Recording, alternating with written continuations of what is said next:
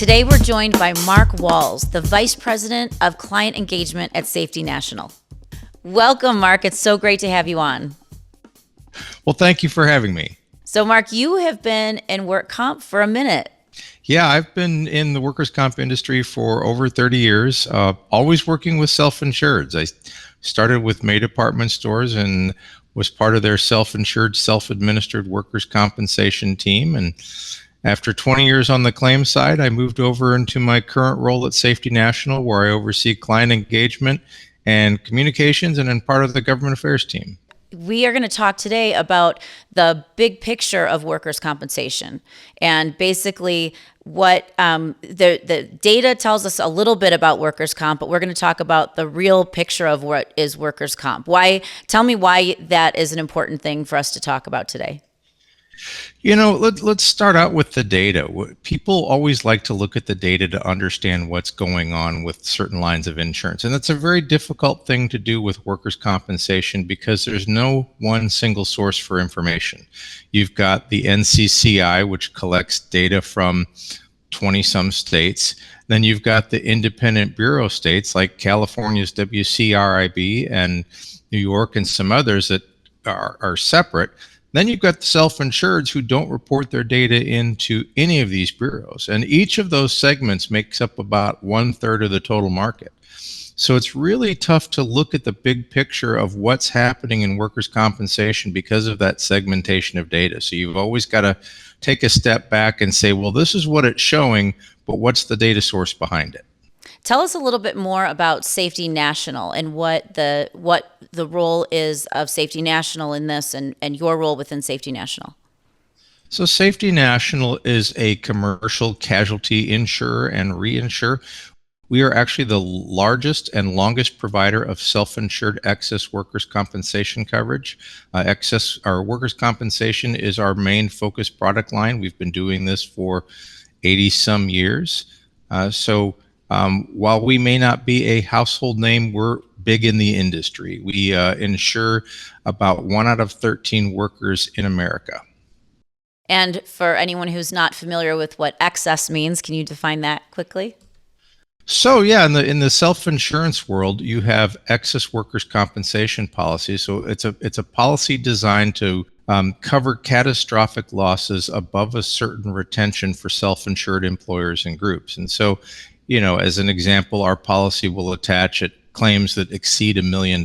So we deal with the big, nasty claims. And obviously, CRMBC is based in California, and you are national, so you have data from across the country. But obviously, we only look at California. What insight can you give about why our costs are so much higher in California? So in every measure you look, California workers' compensation costs are higher than any other state in the country, and dramatically higher, not just a little bit, dramatically higher. And when you really drill into the reason why, it boils down to CT claims, continuous trauma claims. And basically what a continuous trauma claim is in California, you are allowed to file a claim saying over time I sustained an injury and that's somehow related to my employment. Well, this is the normal aging process. As we age, our body deteriorates. That's normal and natural. And what we've done in California is make that a workers' compensation claim. So if you're on your feet all day long and you weigh 400 pounds and your knees hurt, suddenly that's a workers' compensation claim.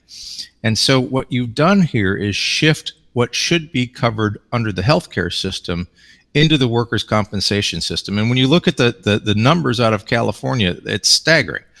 38% of the total claims and half of the litigated claims are these CT claims. And they just don't exist in other states. So that's an element that you've added into the system in California that employers in other states just don't have to deal with. It's one of the most maddening things, and we're always working with lobbyists and groups to try to do something about it. But as you know, California is a challenge. Speaking of which, California just raised minimum wage for certain employers to $20 an hour. Can you tell us, based on the research that you've looked at, how do you see that impacting work comp in California? Well, workers' compensation premiums are typically tied to payroll. So if the employer's payroll goes up, the workers' compensation premiums are going to go up. That'll be caught during the premium audit that's done at the expiration of the term. So for employers out there that have had to increase their wages, if your total payroll is going up, expect that your workers' compensation premiums will go up at audit because of that increase in the payroll. And because we're going to be paying out the temporary disability at a higher rate, there's like a steamroll effect. Everything just builds upon itself. Higher rates for claims, higher payrolls. It just builds upon itself. So we talked about how long you've been in work comp. You've been on the TPA side. Now you're on this side. You've been in the marketing side. Based on all of your broad knowledge and experience, what do you think are like the top things that employers can do to manage their work comp costs? The biggest impact employers can make is on the loss prevention, the safety side. The cheapest accident is the one that never happens. And once an accident occurs, once you get it into that system, you really lose a degree of control over things. So the best approach employers have is really emphasizing a strong safety culture, that accident prevention, training your associates. You just cannot cut corners when it comes to safety and training your workforce on safe working conditions. And one of the things that we're hyper focused on at CRMBC is a crossover in the analysis between our underwriting and our claims and our loss prevention, because we've noticed that a lot of times these two departments work in silos and they're not talking to each other, which really defeats the whole purpose. Because when you see trends in, look, there's lots of slip, trips, and falls over in this operation over here, we need to do something about that. Instead of the loss prevention programs that just make sure that you have eye wash stations, or they're not speaking to each other. So have you seen, in your experience, have you seen groups that are just nailing it and doing a really good job on that? I've seen people challenged with it, and I've seen people that do it well. And you hit the nail on the head. When you do it well, you integrate those things. Your safety loss control people are working in lockstep with your underwriters and your claims people to identify trends and go out and solve the problem so that it doesn't continue to be a trend.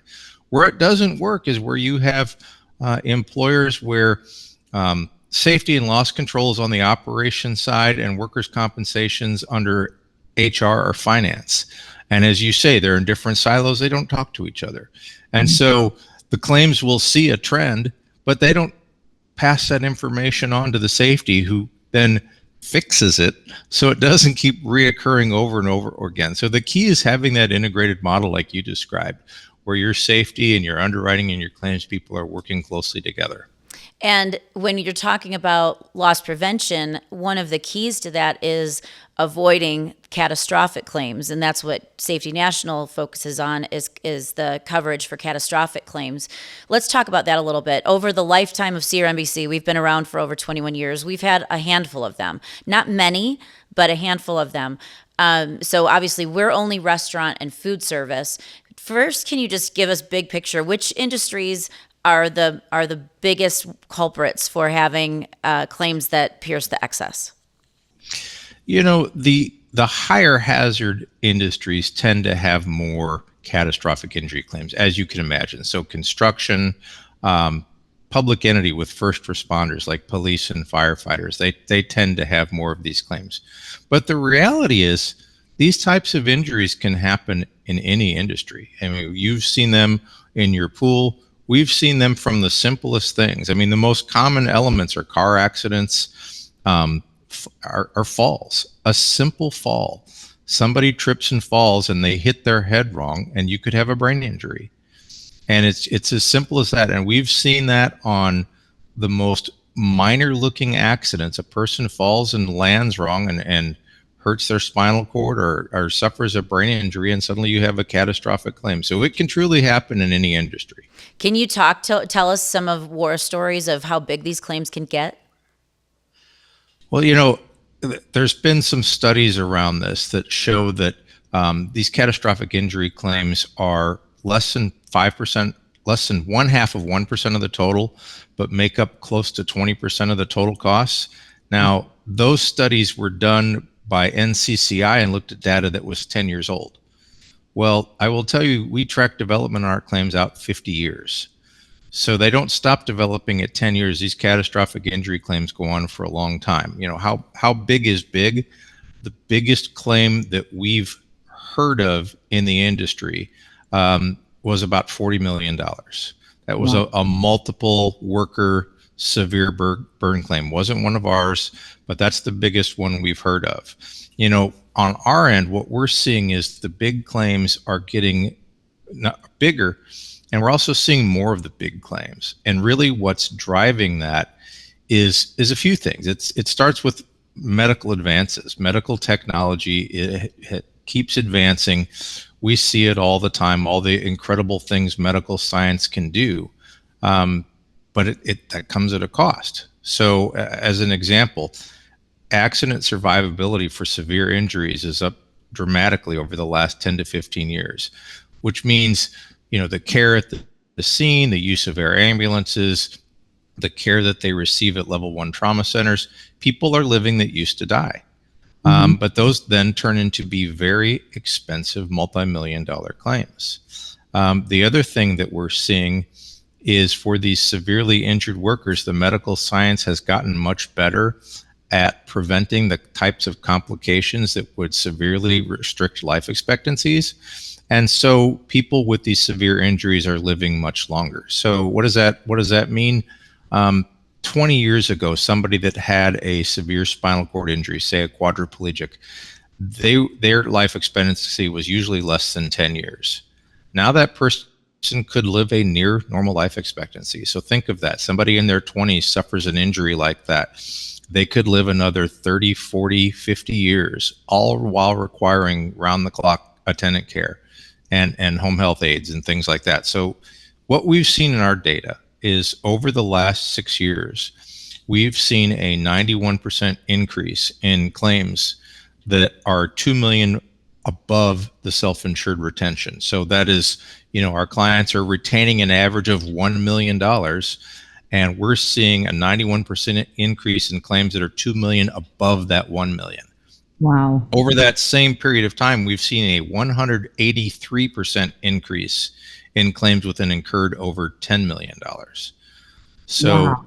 these big claims are getting much bigger, and we're seeing more of them really tied to accident survivability. So the increase in the claims, so I understand what you said about the increase in the cost, but is there also an increase in the frequency that you're seeing? There's an increase in the number of these big claims just because people are surviving the accidents. So overall accident frequency has been flat to trending down.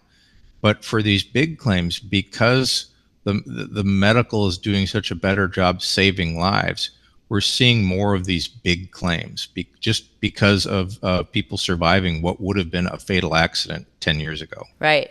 And so on the one hand, we all agree that that's a great thing, that people are surviving.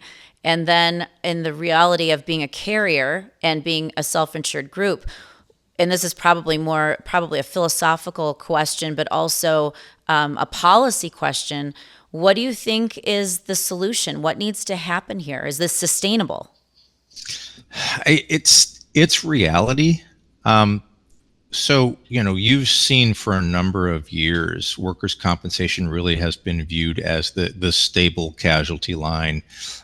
Businesses are seeing their property and liability and auto insurance rates skyrocket while work comp's been fairly stable. Well, this long tail of workers' compensation, these big claims that are going to be open another 30, 40, 50 years, those are in the system. Sooner or later, those rates are going to have to adjust to account for those claims that are continuing to develop over time. Yeah, that's going to be an interesting phenomenon that we're going to have to track and see, because it's really affecting. Well, it's affecting your level, the excess carrier, but then that, just like the higher minimum wage, there's a steamrolling effect. There's going to be impacts to the carrier, impacts to the self-insured employer as well, even if they're not seeing it today. Yeah, absolutely. And, it doesn't matter that you've never had claims like this. The way insurance works is you spread the risk. Right. And so, as an insurance carrier, when we're pricing business, you look at the history of the insured and their loss history, but we also have to look at what's happening in our book of claims. And if the cost of our book of claims is going up, then we have to adjust our premiums accordingly. It's no different than you see on the personal line side. Your homeowners goes up, your auto goes up, whether you have claims or not. And that's because the cost of the claims that the carrier is paying across the system is going up, and they've got to collect enough premiums to do that. Yeah. Can you talk for a minute about we talked about the industry or the work comp as a whole, but can you talk a little bit about restaurants specifically, what you see, whether it's across the country or specifically to California, in terms of what kind of claims? We talked about just falling, but is there more data or more insight you can give us for specifically to benefit restaurant owners? For our restaurant clients, slip falls are always one of the biggest and usually the highest severity claims. Cuts are another one that are fairly common in restaurants. Usually those aren't a high severity claim, but they're a high frequency claim. And it's something that there's a lot of attention given to. Both of those, there's a lot of attention given to on the loss prevention side. There are tools you can use to help cut down on knife injuries, surfaces you can put down, shoes you can wear that really cut down on slip and falls and things like that. So those are the two areas where we see the most accidents in the restaurant industry. I will tell you though, a trend that is really alarming that we see, and not just in the restaurant, but in any industry that deals with the general public, is workplace violence. We're seeing that become more and more of an issue in many industries: restaurants, retail, K through 12 schools, just people who are assaulted by the general public for whatever reason. And I'm sure your members have seen this. It's something that they've experienced, and that is really difficult from the loss prevention side because you interact with the general public. There's no way to stop that from happening. And in California, there's a new regulation that is requiring a workplace violence policy to be added to the handbook and actually be handed out to all the employees. That's how big this has become. And the people that we've talked to are saying that most of that got worse during COVID. Is that what your conclusion is? We've definitely seen that increase. I mean, I don't want to use COVID as an excuse for people behaving badly, but you definitely have seen this over time, people behaving badly. Honestly, I think what it tracks down to is one of the things that went along with COVID was emptying prisons. So you see the same people committing the same crimes over and over again, and that includes assaulting employees in the workplace. When people aren't put in jail, when they don't face repercussions, they keep doing this. And that's really what we see, is a lot of times it's repeat offenders. You will have restaurant clients that'll say, this person comes in here every couple of weeks and harasses our employees, and we call the cops and they haul him away and they let him go, and he's back in 2 weeks doing the same thing again. Yeah, it's unfortunate. Thank you, Mark. This was, I want to end on a high note because we just ended on talking something not fun. Tell me a good success story from your years of working at Safety National. I will tell you, having worked so long on the self-insurance side, I just want to emphasize the value that self-insurance provides. I mean, you start with the premise that these are your workers and your dollars. And when that's your foundation to how you approach everything, it changes the game. You want your workforce, your injured workers, to get the best possible care. You want them to get back to work as possible. You're very mindful of the dollars because these are your dollars out of your pocket. These aren't just some carrier's dollars. So self-insurance really does provide employers with a tremendous opportunity to see cost savings, to get better outcomes on their claims for their injured workers, and also just to be more involved with the claims. When you are part of a first dollar coverage and you just write a check and send it off, you have no influence at all in anything that goes on with those claims. And as an employer, you care for your injured workers. You want to make sure they're getting the best possible care, and that the opportunity is there to get them back to work as quickly as possible. And self-insured groups like yours provide those tremendous opportunities for a more positive outcome on these workers' compensation injuries. We find this is what my conversation is, 8 hours a day is talking to employers that are on the fence about whether to go self-insured. And I love brokers. We work with a ton of brokers, and some of them really get it and speak the language that you're speaking. And then I've got a bunch of other brokers that are in the ear of the employers saying it's too dangerous, it's too risky, and things like that. What do you have to say in response to those kinds of comments? Well, there's a couple of things going on there, and one is pools. Your pool is very financially strong. You're very transparent with your numbers. Everyone sees what's there. I don't see that well-run pools are any riskier than the general carrier community. One of the dirty little things is follow the money. I mean, there are, agents out there, they're getting paid commissions from carriers, and sometimes those carriers are paying higher commissions than, they're going to get through other sources. And so they may be putting their own self-interests ahead of the interests of their client. And that's a shame, but it does happen. I agree. Well, Mark, thank you so much for being here today. I really appreciate our conversation, and I look forward to having you back on again sometime in the future. Thank you so much. Have a great day.